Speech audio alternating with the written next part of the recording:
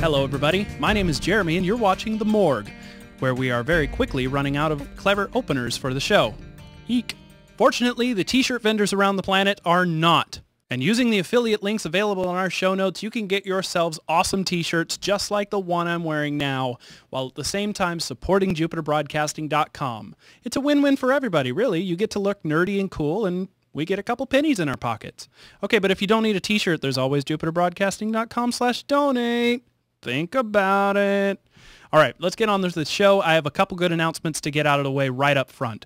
The first of which is that Jupiter Broadcasting is going to officially be attending PAX Prime 2011 on August 26th through 28th up here in Seattle. Now, this does mean a couple things. One is that if you're a fan of this show or any of Jupiter Broadcasting shows, we'd love to hear about it if you're going to be there.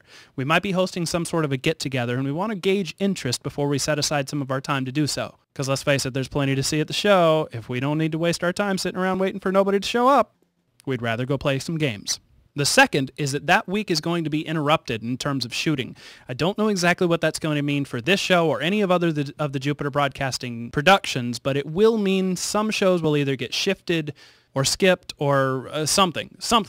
But the good news is that there's going to be so much to talk about for this show in particular. I'm going to try to actually do several mini episodes over that weekend to get you things like interviews, panel discussions, whatever I can get that's MMO related, and put it up on the web. I am super excited, guys. And the last little bit of business to get out of the way up front is that I have been kicking around talking about a very specific game on an upcoming episode of The Morgue, but it's not an MMO. So I wanted to gauge some interest from you guys out there to see whether or not this is something that you think that I should even bring up on this show. The game in question is League of Legends.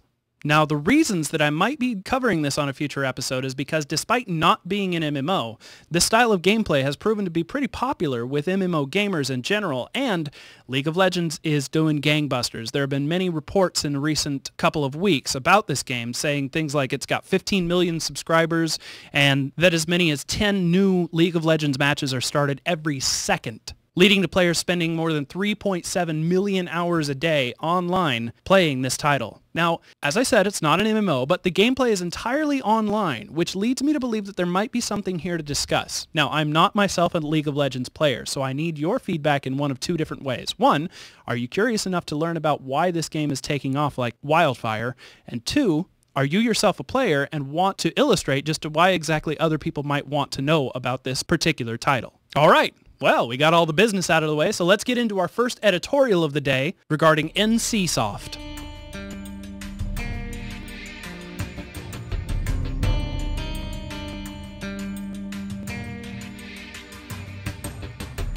Now, before I tell you guys exactly what was recently announced by NCSoft, I want to kind of sidebar, get your opinion on something, and get mine heard, because today's announcement from NCSoft was an announcement of an announcement. Are we really at that point in the hype of the MMO industry that just to overcome the signal-to-noise ratio, we now have to start drawing attention to ourselves before we draw attention to ourselves? I mean, Star Wars Tor was actually recently pointed this out when BioWare came out and announced that they would soon be announcing their release date. It kind of fit with that game, though. Tor has so much hype going for it. It's got this massive hype engine in place. So to a certain degree, it made sense, even though, yes, people made fun of them for making an announcement of an announcement. But now NCSoft comes out and does the same thing. Is this a trend in the making? Something that we're now going to be seeing on a regular basis? And how long until the signal-to-noise ratio in this layer of announcements starts to necessitate making announcements about an impending announcement of your announcement? You got to draw the line somewhere, people. All right, but as for what NCSoft actually announced, it's kind of interesting, and I don't have a whole lot of editorial commentary on this because, as I said, there's not a lot of detail out there yet. But NCSoft came out today and said that at Gamescom, coming up in just a couple weeks, one of their subsidiary companies would be announcing a brand new MMO title. Now, the announcement technically comes from that developer, Carbine Studios, who up until now has been kind of a shut-door development house. There's been almost no information put out about what they were making, or even the fact that it was going to be an MMO. Now, the announcement of an upcoming announcement of a new MMO usually I wouldn't talk about this on the Morgue, let's be honest, but there was a particular line in this letter from Carbine Studios that I find really interesting and kind of gets my hopes up a little bit. The exact quote is, "They're creating games that can adapt to you instead of the other way around." Now, the reason that this particular line has piqued my interest is because I always feel that the learning curve in online gaming, and in gaming in general, has a tendency to get a bit out of hand, especially when developers are trying to do something new and innovative. A couple case in points would be like Final Fantasy XI or Eve, where despite the game being extremely deep and engaging on many levels, it's also got a learning curve so steep that most new players don't make it past it. So, if a developer wants a game to instead adapt to your playstyle instead of forcing you to adapt to its mechanics, that does get me interested. Now, there's no details about this just yet. So I'll be waiting to see what they actually announce at Gamescom and hoping that they have at least some sort of demo footage available to show us exactly what it is that they're talking about. Additionally, Carbine Studios will be in attendance at PAX. So if whatever they announce at Gamescom actually does get me interested, I'm going to do my best to get even more footage of it when we attend PAX later this month. Now, before I move on from this subject, however, I would like to point out that MMOcrunch actually came out and did some investigative reporting, and it's good enough stuff that I think it warrants some attention. You see, what they've actually done is dig back through the trademark registrations that NCSoft and Carbine Studios have actually come up with over the past year or so. Now, all we have is names to go by, but some of these are a bit evocative of potential game titles. We have Influx, Wildstar, and another one called the Blighted Empire, which at the time that it was registered was actually rumored to be something involving Guild Wars, but has not come to fruition just yet.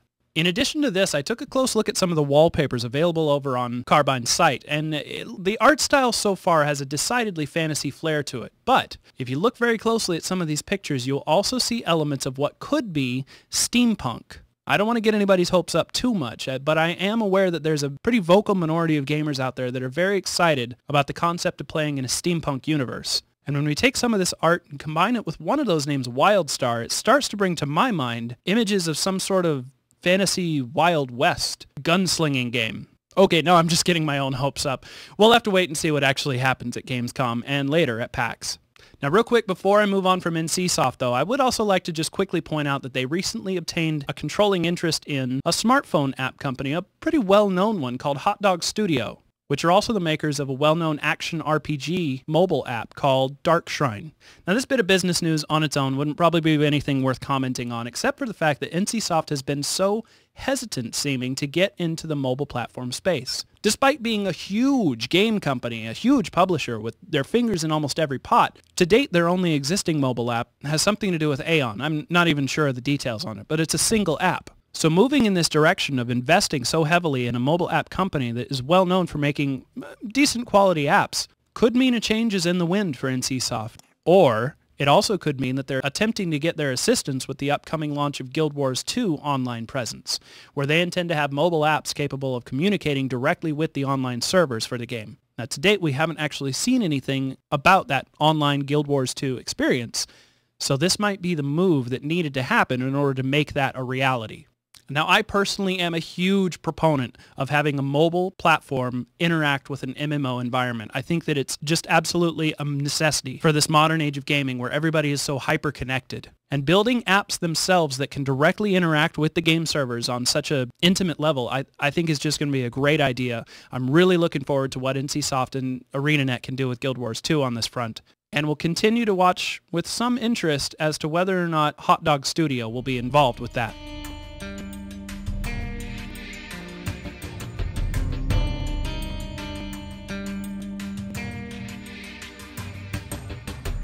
All right, welcome everybody to the closed beta of Rusty Hearts. Now this is going to be a very much just a first impression sort of look. I haven't played the game for more than about 2 to 3 hours so far, so I don't know everything there is to know about the mechanics, about everything there is to see in the game itself.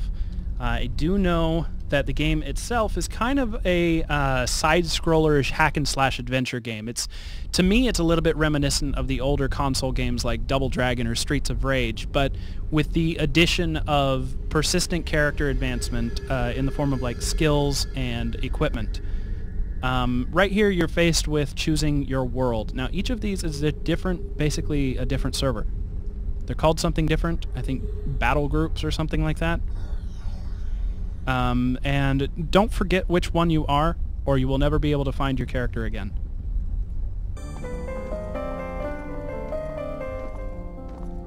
And here we have all of the characters that are available to play in the game. Yes, they are gender locked. They're more than gender locked. They are character locked. We basically have a melee type, a magic user type, who also swings a big old mean sword that later becomes a scythe, and then kind of a mix of the two.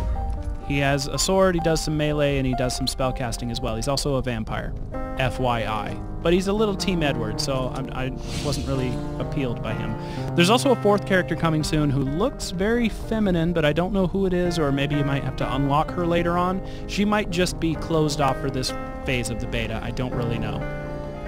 Now, the fact that these characters are gender-locked and player-locked is something that's going to be a big turn-off to many MMO gamers, and one of the reasons that I don't feel that this game really is an MMO. Not technically. I mean, you will be playing with many, many other players online, but since you all have to choose from the same 3 or maybe later 4 characters, there's going to be many copies of you running around, which really takes you out of the immersion of the whole situation. Now, the reason that these characters are locked in such a way is that Perfect World wanted to really nail home the story of this particular game.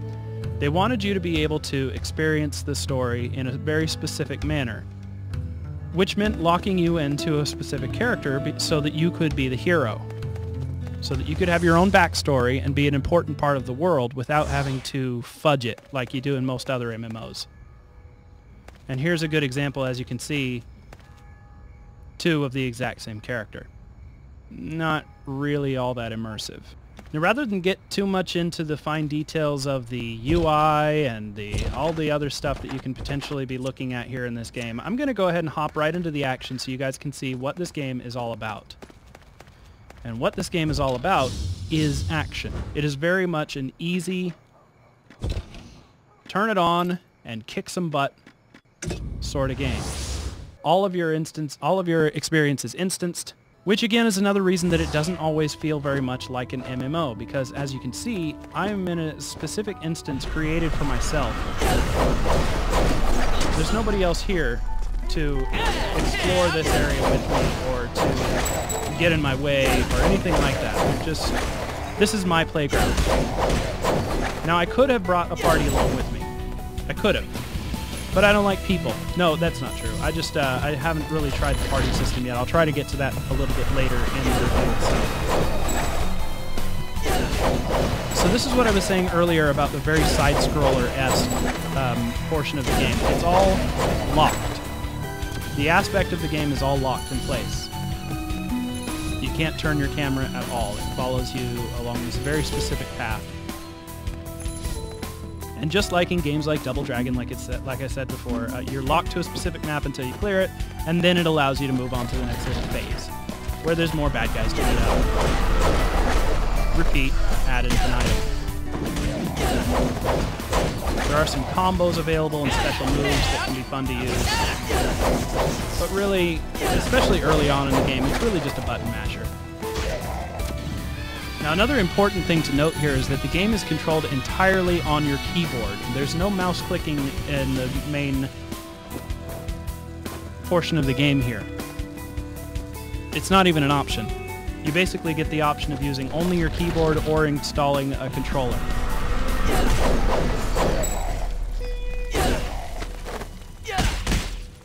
Which may mean a little bit of a learning curve for a typical MMO player, but it's not that difficult to catch on to. And the keys are mapped in such a way that you can really have a good time without really having to worry about what it is that you're doing. Just mash some buttons. You're going to make it eventually.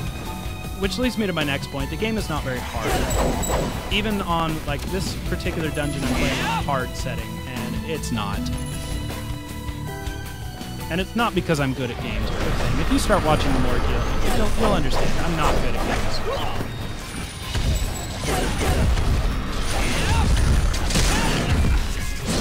For example, I should be blocking right now, which is another option that you have in this game. And successfully blocking moves is what leads to some of the greatest combos in the game. But instead, I'm just spamming my punch button.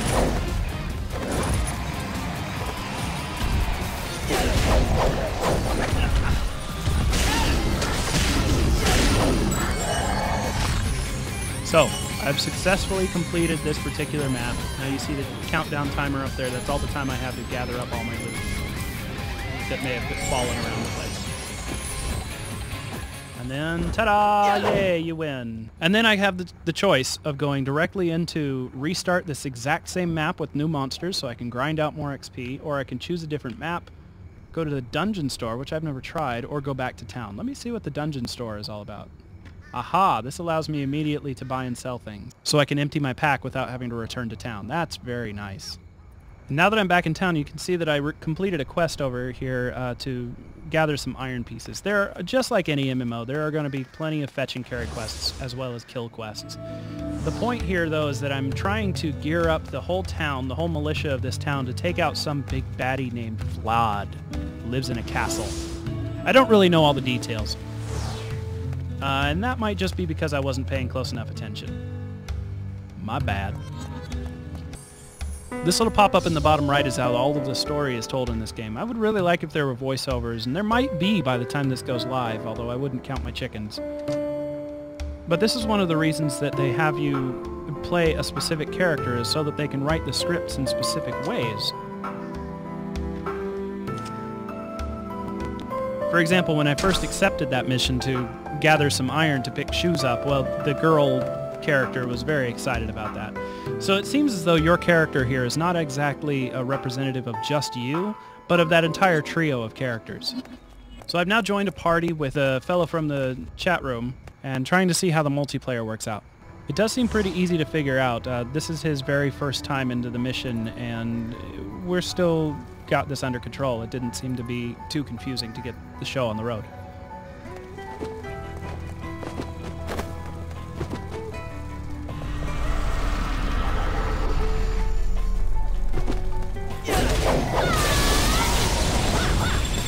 Now, as you may have already picked up, this game has got a lot of grinding going on. You are able to go through each map in several different difficulty levels, and are kind of encouraged to.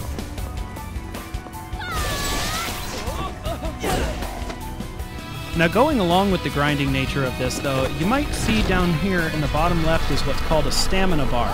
Every time you enter a dungeon, it takes a little bit of stamina off of that bar.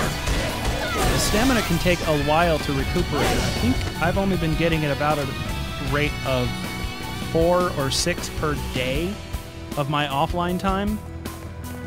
Since you start with 1,000, grinding that down can take quite some time, but once you're down, oh my goodness, it takes forever to get it back. So this is one of those functions that you started to see in some MMOs more commonly. Like the only one that I know offhand that I've seen this in is Final Fantasy XIV. Also had a similar tactic where they really gate the amount of progression that you can make on a daily basis. Now, you can still enter a dungeon without having any stamina to spend on that entrance fee, but you get much less significant rewards, much less. I don't exactly know how much. I've just been told that basically doing a dungeon without stamina is kind of a waste of time. Personally, I'm not really a big fan of this. I really enjoy MMOs that allow you to play the game at your own speed, and you know, most normal people will probably get so tired of grinding this after a time that they'll want to log out anyway. If they don't, shouldn't they be accountable for their own problems? I don't know, I just don't want to be babysat, I guess. Wow.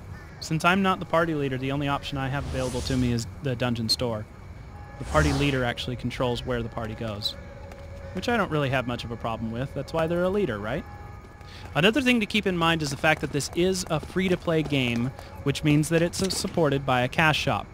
Now, the cash shop at this time in closed beta is kind of being ran in a unique manner. If you put your money into the cash shop right now, it'll be refunded back to you at the end of closed beta. And they've already announced that there will be no character wipe between open beta and release, which means any money put into the cash shop is yours. You won't be ripped off by some sort of character wipe system at this point. I haven't really dug around the cash shop all that much, but I have heard that most of the interesting pieces, like the costumes in particular, which for some reason I'm not seeing any, can eventually be obtained through the main game itself via crafting. So it's not a real necessity for you to buy items on the cash shop to continue your gameplay experience. It sounds like most, if not all, of the items will be obtainable in-game. I'm counting on the fact that it'll be quite grindy to obtain them, however. So far, I get the impression that the gameplay is not really deep enough to satisfy the average gamer, but it might interest anybody that would enjoy like this anime-style take on a Castlevania-like story. And with the low price tag of free, it may be a weekend jaunt that would be in order to find out whether or not this is a unique multiplayer experience is really something that might be up your alley. Rusty Hearts, as I said earlier, is still in closed beta, but more invites are being sent out on a fairly regular basis. So keep your eyes on Perfect World Entertainment's website to find more about the open beta and the eventual launch.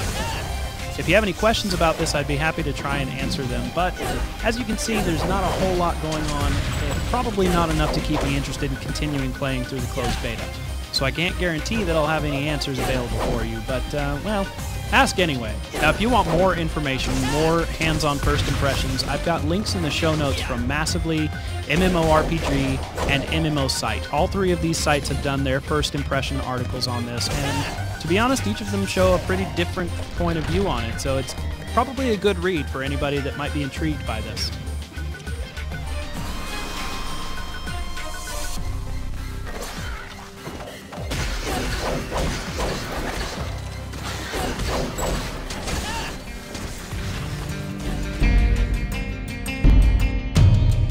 And that pretty much brings us to the end of this week's episode of The Morgue. I do have one more quick tidbit to share with you since we already were talking a little bit about the upcoming Gamescom and then PAX after that. Well, I think everybody watching along is a little bit excited about the fact that ArenaNet is going to be in attendance at both of them. And they've already told us a little bit about what they will be sharing with us on the floor at both of these upcoming conventions. Primarily, they're going to be focusing on some details about their PvP system, which up till now has not been talked about very widely, and more information about the customization of your characters and weapon sets and ability swapping and things like that. Plus, extensive hands-on demos at both of these. I'm so looking forward to getting my hands on this at PAX. So you can bet that the next month is going to have just an avalanche of new information from Guild Wars 2, and if not new information, well, it looks like the hype engine is building up steam. Now, next week's episode, barring anything really major coming out in the MMO industry, I'm finally going to go ahead and compile all of the great suggestions that we've gotten over the past several weeks about the best of MMO music. The show might turn out a little bit different than usual, maybe a little less face from me and a little more gameplay and audio. I'm not really sure on all that yet. But in addition to talking about some of the best compositions that have ever been created for the MMO world, I also want to do a little bit of a focus on the Lord of the Rings music system, the fact that you can actually play your own instruments in-game. So look forward to all of that coming up in next week's episode. Again, barring anything major happening, like, I don't know, Blizzard filing for bankruptcy. So until then, everybody, remember, play smart. And if you're not having fun, you're doing it wrong.